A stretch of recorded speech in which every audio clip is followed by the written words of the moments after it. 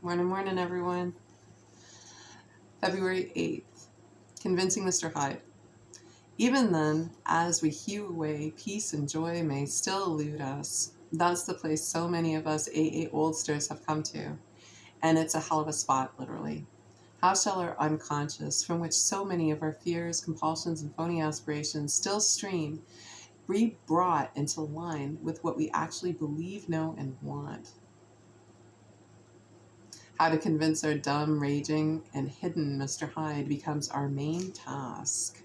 The Language of the Heart, page 237. Regular attendance at meetings, serving and helping others is a recipe that many have tried and found to be successful. Whenever I stray from these basic principles, my old habits resurface and my old self comes back with all its fears and defects. The ultimate goal of each AA member is permanent sobriety, achieved one day at a time. And that actually reminded me of a passage that I read the other day, but I actually want to read the full passage right to the end of step 2 in the 12 and 12. I'm going to start at the bottom of page 31. Now let's take the guy full of faith, but still reeking of, I'm going to say alcohol. It's alcohol. He believes he is devout. His religious observance is scrupulous.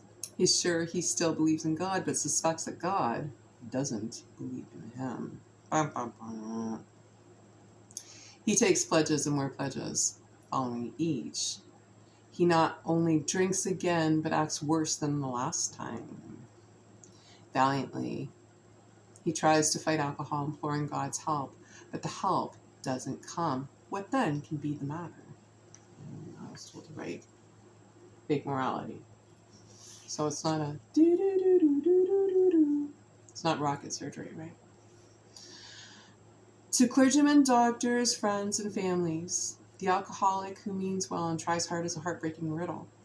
To most AAs, he is not. There are too many of us who have been just like him and have found the riddle's answer.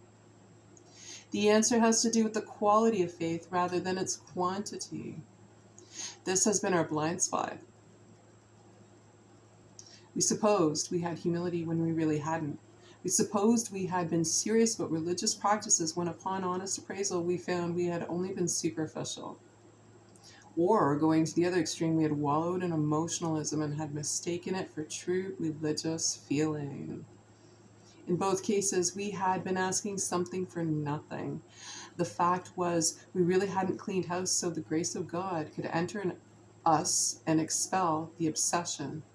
In no deep or meaningful sense had we ever taken stock of ourselves, made amends to those we had harmed, or freely given to another human being without any demand for reward. We had not even prayed rightly. We had always said, "Grant me my wishes instead of thy will be done." The love of God and man we understood not at all. Therefore, we remained self-deceived and so incapable of receiving enough grace to restore us to sanity. Few indeed are the practicing alcoholics who have any idea how irrational they are, or seeing their irrationality can bear to face it. Some will be willing to term themselves problem drinkers, but cannot endure the suggestion that they are in fact mentally ill.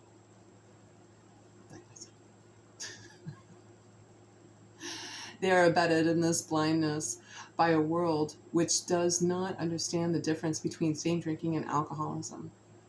Sanity is defined as soundness of mind. Yet no alcoholic soberly analyzing his destructive behavior, whether the destruction fell on the dining room furniture or his own moral fiber, can claim soundness of mind for himself. Therefore, step 2 is a rallying point for all of us. Whether agnostic, atheist, or former believer, we can stand together on this step. True humility and an open mind can lead us to faith, and every AA meeting is an assurance that God will restore us to sanity if we rightly relate ourselves to Him. And just saying reward like that actually reminded me of a talk that Danny Trejo gives, an NA talk, so I'll try and post a link in the description box below. And that's me for now. Thanks so much, and I hope you have a great day.